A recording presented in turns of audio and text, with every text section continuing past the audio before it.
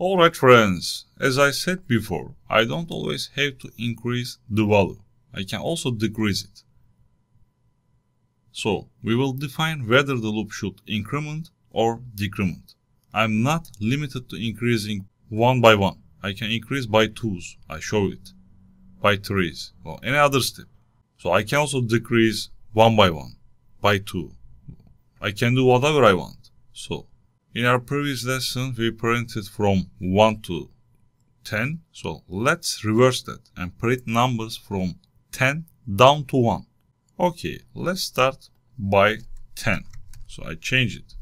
What I need to do, I need to print down to 1. So to decrease value, I use E minus minus. So we also need to set our loop condition accordingly. So I change it. I say E is greater or equals to 0. If I change like that, I will print 0 2. So I changed 1. E is greater than or equals to 1. So what does it mean? It starts from 10 and it should continue until it reaches 1. So the condition is E is greater than or equals to 1.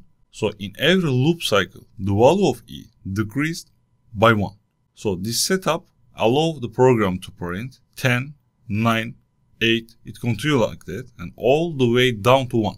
I save it and I print it. I run it. You see, it starts from 10 down to 1. Okay. We can also start from 100 down to 1. So I run it. You see, I start from 100 down to 1. Okay, I print it. So I can print even numbers also by changing the decrement condition. So what I need to do, I need to reduce E value by 2. So I can use like that, E equals to E minus 2, or the shorthand version is E minus equals to 2.